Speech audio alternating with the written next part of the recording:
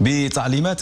سامية من صاحب الجلالة الملك محمد السادس ناصره الله، استقبل صاحب السمو الملكي ولي العهد الأمير مولاي الحسن مساء اليوم الخميس بالدار البيضاء رئيس جمهورية الصين الشعبية فخامة السيد شي جين بينغ الذي يقوم بزيارة قصيرة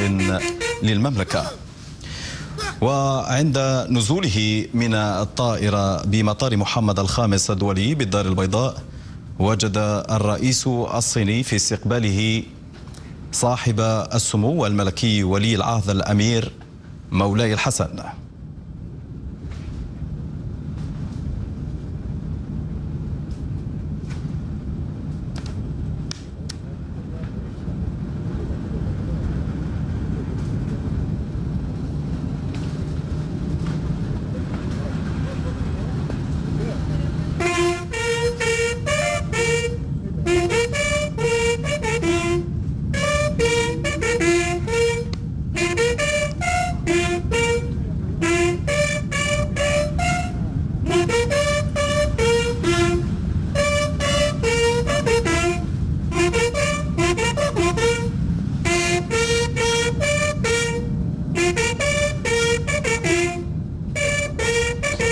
إثر ذلك تقدم للسلام على فخامة السيد شي جين بينغ رئيس الحكومة السيد عزيز أخنوش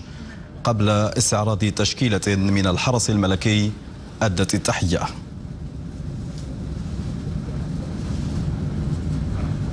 بعد ذلك تقدم للسلام على صاحب السمو الملكي ولي العهد الأمير مولاي الحسن والرئيس الصيني السادة محمد مهيدية ولي جهة الدار البيضاء سطات عامل عمالة الدار البيضاء، وعبد اللطيف معزوز رئيس مجلس الجهة، وجلال بن حيون عامل إقليم النواصر، ومحمد السلماني رئيس المجلس الإقليمي للنواصر، وعبد العزيز الرادي رئيس جماعة النواصر. كما تقدم للسلام على صاحب السمو الملكي ولي العهد الأمير مولاي الحسن وفخامة السيد شي جين بينغ السيد لي شانغلين سفير الصين بالمغرب، والسيد زهو زيشانغ الوزير المستشار بسفارة الصين بالمغرب، والسيد شيا كيلين الملحق العسكري لدى السفارة الصينية بالمملكة، والسيد زهينغ واي المستشار الاقتصادي والتجاري لسفارة الصين.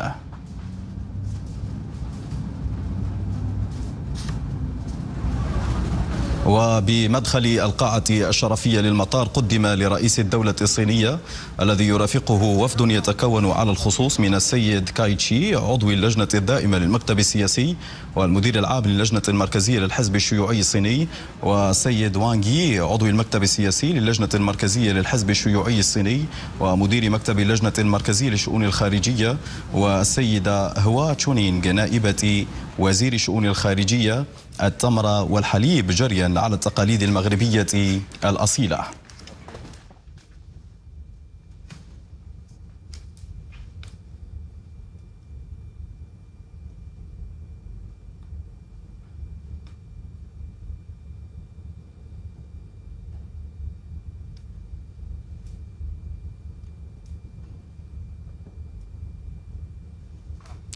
وتعكس هذه الزيارة عمق علاقات الصداقة والتعاون والتضامن التي تربط الشعبين المغربي والصيني بفضل الإرادة المشتركة لقائدي البلدين صاحب الجلالة الملك محمد السادس ناصره الله وفخامة السيد شي جين بينغ للمضي قدما في مسار تعزيز الشراكة الاستراتيجية الصينية المغربية التي تم إرساء دعائمها خلال الزيارة الأخيرة لجلالة الملك حفظه الله للصين في ماي 2016.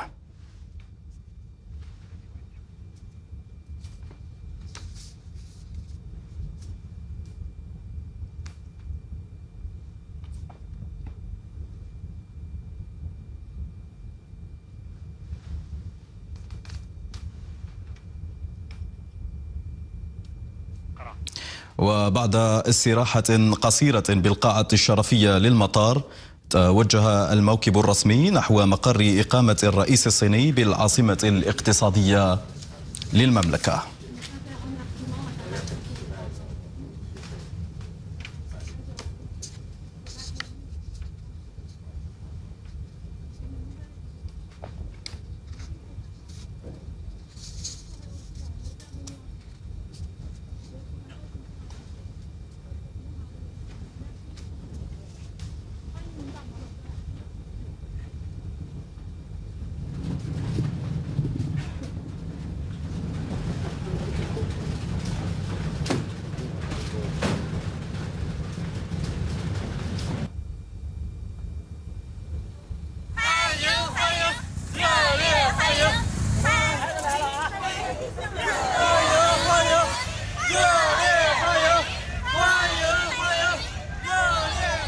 إذا متابعينا الكرام، كما شاهدتم من خلال هذه المشاهد للحظة استقبال الرئيس الصيني من طرف ولي العهد الأمير مولاي الحسن في مطار الدار البيضاء، حيث كانت هناك بعض المباحثات ما بين ولي العهد وكذلك الرئيس الصيني بحضور رئيس الحكومة وكذلك وفد هام يرافق الرئيس الصيني الذي يقيم حاليا في الدار البيضاء. فكما شاهدتم كان هذا جزء من الاستقبال الذي خصصه ولي العهد الأمير مولاي الحسن. هذه الزيارة أذكر على أنها كانت زيارة مفاجئة، وحيث أن الرئيس الصيني كان يتواجد في البرازيل، ويعني هو الذي طلب أن يتوقف في المغرب وأن يستريح كذلك في المغرب، وكذلك غادي تكون هناك مباحثات غير رسمية، لأن هذه في الأصل هي زيارة غير رسمية، لكن خصص له استقبال رسمي من طرف المغرب بإشراف من ولي العهد، وكذلك كان حاضر فيها رئيس الحكومة ومجموعة من المسؤولين المغاربة الذين استقبلوا الرئيس الصيني في المطار. وكما ذكرت سابقا متابعينا الكرام، فإن هذه الزيارة تكتسي بعدا مهما جدا، كون أن الصين تعتبر المغرب بوابتها نحو القارة الإفريقية، وكذلك نحو العديد من المشاريع الاستراتيجية المهمة لكن ما بين الصين والمغرب، خصوصا في مجال الصناعة، خصوصا صناعة السيارات، صناعة البطاريات الكهربائية للسيارات ومجموعة من الأمور الأخرى. فرأيت على أنني أشارك معكم هذه المشاهد متابعينا الكرام للحظة استقبال الرئيس الصيني، وبطبيعة الحال غادي نستناو نشوفوا ما هي المعلومات الأخرى التي سوف تصدر من خلال هذه الزيارة، لأن بعض المعلومات كتقول بأن كاين هناك فيما يتعلق أمور متعلقة بقضية الصحراء المغربية، بطبيعة الحال امور لن تعجب نظام حضاره الجزائر بكل تاكيد، لكن بطبيعه الحال هذه المساله نخليها لفيديوهات اخرى حتى نشوفوا اذا كانت هناك معلومات جديده سوف تنشر في هذا الصدد. فاذا متابعينا الكرام، هذا الشيء اللي كاين بغيت نشاركه معكم، نشوفكم قريبا جدا مع المزيد من التفاصيل. خليوا الاراء ديالكم والتعليقات ديالكم فيما يتعلق بالاستقبال ديال الرئيس الصيني. واجدد الذكر على ان هذه كانت